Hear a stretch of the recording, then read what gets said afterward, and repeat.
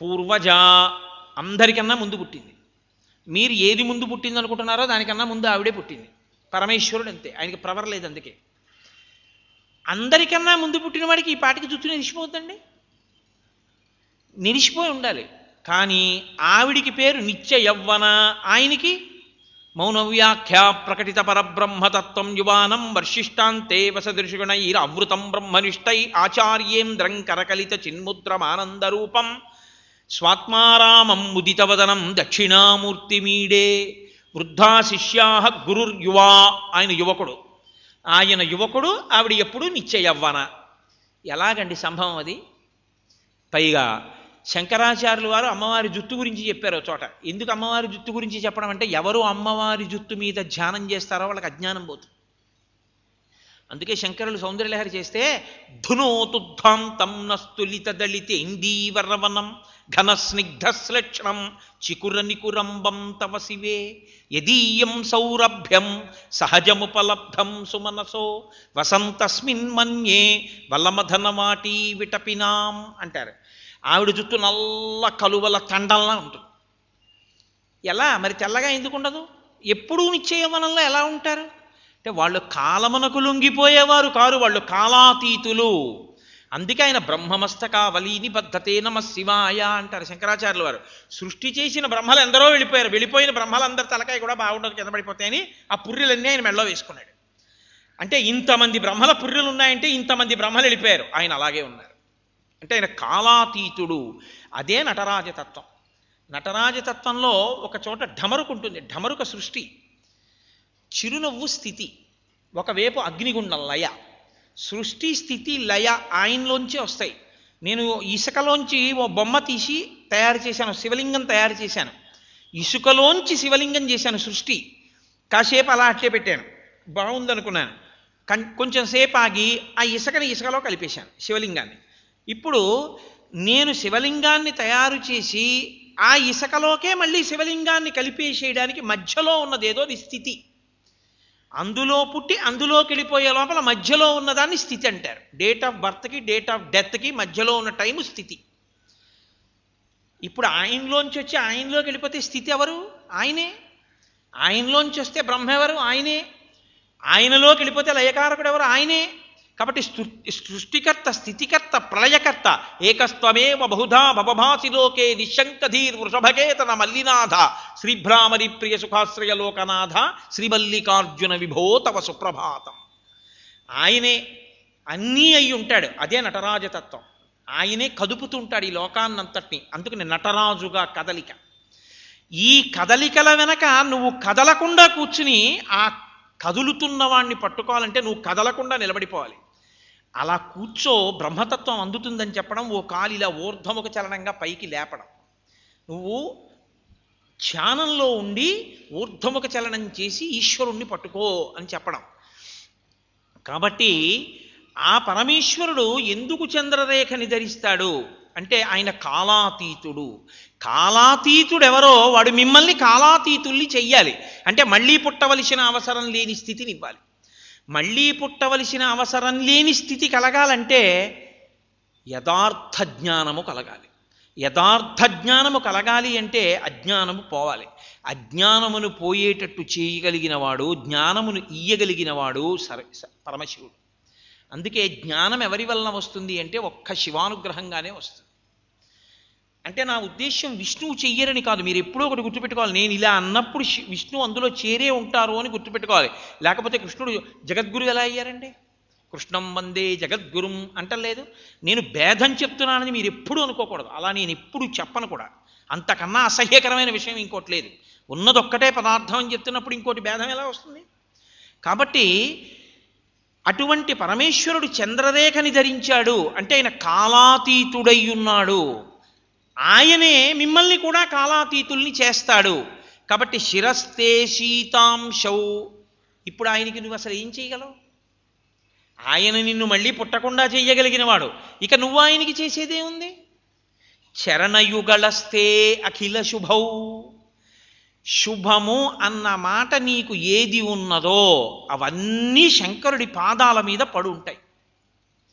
ఆయన నీ మొర విని అంటే నీకు ఒక శుభం రాలేదు, నీకో కొడుకు పుట్టలేదు, నీకో కొడుకు పుట్టాలి, నువ్వు శంకరుణ్ణి పట్టుకోగా పట్టుకోగా పట్టుకోగా పట్టుకోగా ఆయన అనుగ్రహించి ఇలా అంటాడు.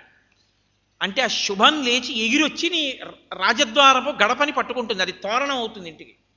ఇంటికి తోరణం కట్టారు అంటే శుభం జరిగిందని గుర్తు. శుభం ఎక్కడి నుంచి వస్తుందంటే శివుడి పాదాన్ని కదిపితే ఎగిరొచ్చి మీ ఇంటికి తోరణంగా పట్టుకుంటుంది.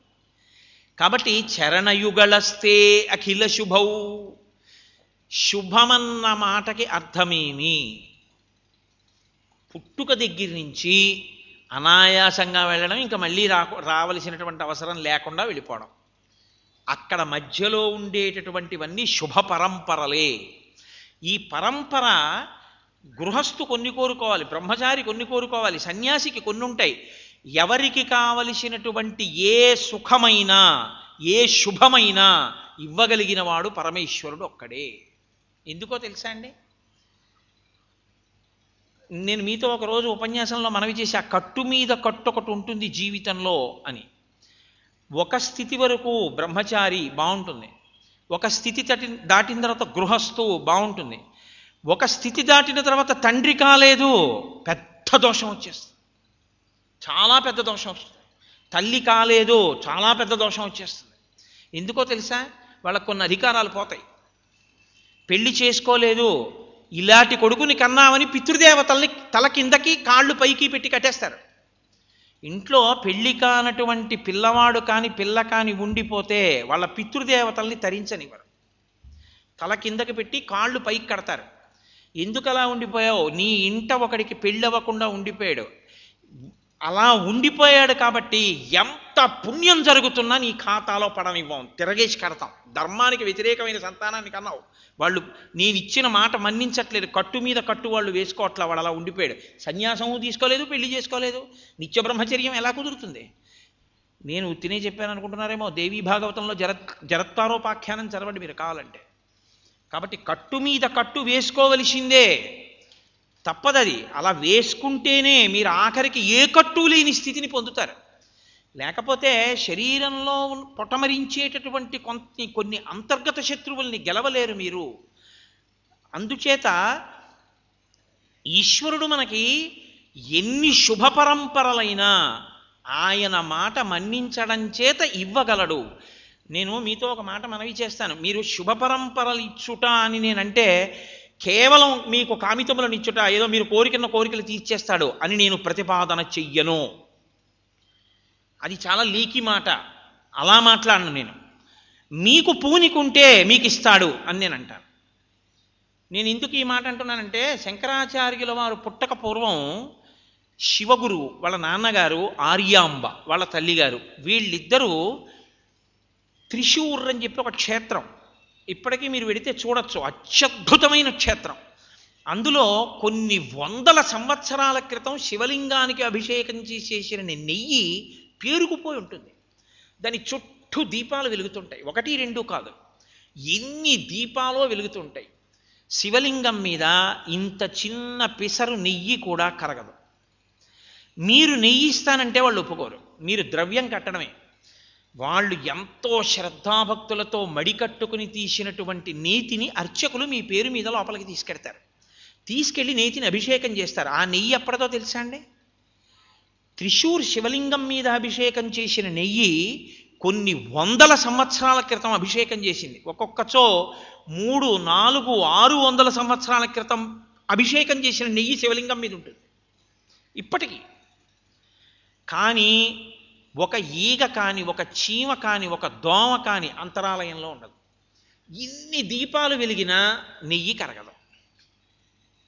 మీకు ఆకుతో కొంచెం తీసి ఇలా పట్టుకొస్తారు, మీ చేత్తో పట్టుకోగానే కరిగిపోతుంది, మీరు దాన్ని ప్రసాదంగా తీసుకుంటారు.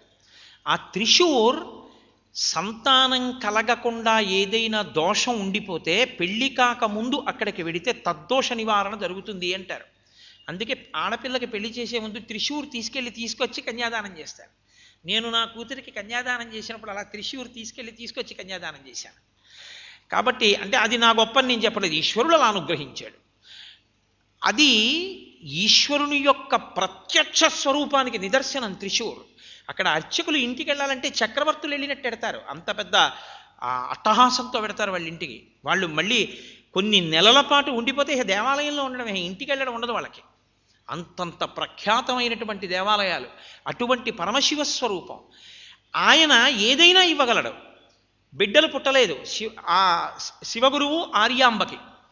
ఆవిడంది మనం త్రిశూర్ వెళ్ళి భజన చేద్దాం అంది. అంటే కొన్ని రోజుల పాటు అక్కడ ఉండిపోవాలి శివాలయంలో, ఉండిపోతే దోష నివారణ జరుగుతుంది అంటారు. దానికోసం భజన అంటారు. అక్కడ భజన అంటే ఏదో కూర్చుని భగవన్నామం చెప్తూ ఉండడం కాదు, శివస్మరణ చేస్తూ దంపతులు అక్కడే ఉంటారు ఆ గుళ్ళో. అలా వాళ్ళు కొన్నాళ్ళు భజన చేశారు, అక్కడ ఉండిపోయారు గుళ్ళో. ఉండిపోతే ఆవిడికి గర్భం రాలేదు. రాకపోతే శివగురు ఆర్యాంబతో అన్నాడు, నేను ఇన్నాళ్ళ నుంచి ఇక్కడ భజన చేస్తున్నాను, నన్ను ఈశ్వరుడు అనుగ్రహించలేదన్నాడు. ఆర్యాంబంది నో దేవతాను జడిమా జడిమా మనుష్యే అందావిడ. శంకరాచార్యుల వారి జీవిత చరిత్ర. దేవతల దోషం కాదు, నీదే దోషం. ఏదో ఉంది ఉపాసనలో దోషం, అందుకే కలగట్లేదు. కాబట్టి ఇంకా పట్టుకో శివుడి కాళ్ళు. ఇప్పుడు ఆయన అన్నాడు, షహబాష్, చాలా మంచి మాట చెప్పావు. ఆయన శివుడి కాళ్ళు పట్టుకున్నాడు. శంకర భగవత్పాదులుగా పరమేశ్వరుడే వాళ్ళ కడుపున పుట్టాడు. ఎంతమందినో మీరు విశ్వాసంతో పట్టుకుంటే ప్రతిబంధకాన్ని తీస్తాడు ఆయన. ఏదో పాపం ఉంటుంది, ఆ పాపం ఏం చేస్తుందంటే ప్రతిబంధకంగా అడ్డొస్తుంది, ఇది బాధ పెడుతుంటుంది. ఈ బాధ పోవాలి. శివం అంటే మంగళం, శుభం, శోభనం, కళ్యాణం, భద్రం, శ్రేయం. అమరకోశం అలాగే చెప్తుంది. అందుకే శివ అంటే మంగళం. ఇది మీకు కలగాలి, మీరు పూనికతో ఆయన్ని పట్టుకోవాలి. మీకు అసలు ఆ పాపం ఏమిటో కూడా తెలియదు. ఇప్పుడు దాన్ని తీయడం ఎవరికి తెలుసు? ఈశ్వరుడికి తెలుసు. అది పట్టుకోవడం వస్తే ఇది అది అని చెప్పడం కష్టం. ఇది జరుగుతుందండి, ఇది జరగదండి, ఇలాంటివి చెప్పడం కుదరదు. ఏదైనా చేస్తాడు ఆయన. ఎందుకని? ఒక్కటే మాట, ఆయన అటువంటి సర్వసమర్థుడు, ఆయన సార్వభౌముడు, ఆయన చెయ్యలేనిది లోకంలో ఏమీ ఉండదు. అందుకే అన్నిటికన్నా గొప్ప ఆఖ్యానం కింద దేన్ని చెప్తారో తెలుసా అండి? మార్కండేయోపాఖ్యానమే. ఒకటే కారణం, అసలు పిల్లలు లేని వాళ్ళకి పిల్లల్ని ఇచ్చాడు. యమధర్మరాజు గారు వచ్చి పాశాలు వేసిన వాడిని బ్రహ్మాయుష్ ఇచ్చాడు. రెండూ ఏకకాలంలో చేశాడు, ఒక్కరి విషయంలోనే. అసలు అలా జరగడానికి కారణం ఏంటి? ఒక్క మాటకి చేశాడు ఆయన. మహానుభావుడు మృకండ మహర్షి బ్రహ్మలోకానికి వెళ్ళాడు. వెళ్ళి ఒకనాడమ్ముని బ్రహ్మ సభ చేరి లోపలికి చెరంబోవగా దవ్వారికులు అపత్యం బడ్గా, నీకు పిల్లలు లేరయా, నువ్వు బ్రహ్మసభలోకి వెళ్ళకూడదని వాళ్ళు అడ్డు పెట్టేశారు. ఆయన బాధపడి, అయ్యో నేను సంతానహీనుణ్ణి కాబట్టి నన్ను బ్రహ్మసభా ప్రవేశం చెయ్యనివ్వలేదు అని బాధపడి వెనక్కి వచ్చేస్తున్నాడు. ఆయన భార్య మరుద్వతి, ఆవిడ ఇంటికి వచ్చిన అతిథులకు అన్నం పెట్టింది. వాళ్ళు అన్నారు, అమ్మ సంతానహీన ఇంట్లో భోజనం చేయకూడదు, ఔపోసన పుచ్చుకోకూడదు, మీరేమనుకోకండి అని వెళ్ళిపోయారు వడ్డించిన విస్తర దగ్గర నుంచి. వెళ్ళిపోతే ఆవిడికి బాధ కలిగింది. అప్పుడు వచ్చి ఆయన ఒక్క మాట అన్నాడు మృకండు మహర్షి, వనరకుమింకదేవి భగవానుడు రాజకిరీటుడున్నవాడు, అనితరతుల్యుడాతడు దయాళువు భక్తవర ప్రదాత, నేను ఆ వరదు గూర్చి తపంబు కాటముగానునరించి సుపుత్ర పడయంగజాలదు ఓ సరోజముఖి ముదమందునాత్మలో అన్నాడు. అది పూనిక అన్న మాటకు అర్థం. ఏమిటి భయపడతావు? ఎందుకు భయం? అనితరతుల్యుడాతడు భగవానుడు రాజకిరీటుడున్నవాడు. నీకు ఆ నమ్మకం ఉంటే ఫలిస్తుంది ఏదైనా, నమ్మకం లేనప్పుడు ఫలించవు ఏదైనా కూడా. ఈశ్వరుడు ఉన్నాడు, ఎంత పాపమైనా తీసి నాకు బిడ్డల్ని ఇస్తాడు, సుపుత్రుణ్ణి కంటాను, బెగబెట్టుకోకు, ఇదిగో పెడుతున్న తపస్సు కన్నాడు. గొప్ప తపస్సు చేశాడు. పరమేశ్వరుడు ప్రత్యక్షమయ్యాడు. ఆయన భక్తిని లోకానికి చాటాలనుకున్నాడు తప్ప నిజంగా ఆయన 16 ఏళ్లకి చచ్చిపోతాడు మార్కండేయుడని ఆయన అనలేదు. ఆయన అన్నాడు, శివుడును మౌను చూచియనియన్ చిత్తమునన్ తగమిచ్చినాడని విమలమైన చిత్తము దూరపు భక్తియు తపంబు పెంపు ఆయువు కడుంగలుగు మారల అయోగ్యుల కొడుకుల ఇచ్చునట్లు పుచ్చదో 16 వర్షములకే పరముందు సుపుత్రు కోరెదో అన్నాడు ఆయన. మృకండు మహర్షి యొక్క గొప్పతనాన్ని లోకానికి చాటాలని. అయోగ్యులు చాలా కాలం బతికే వాళ్ళు కావాలా, ఎప్పుడూ 16 ఏళ్ల వయస్సులోనే ఉండిపోయేవాడు కావాలా అన్నాడు. 16 వర్షములకే పరముందు అంటే 16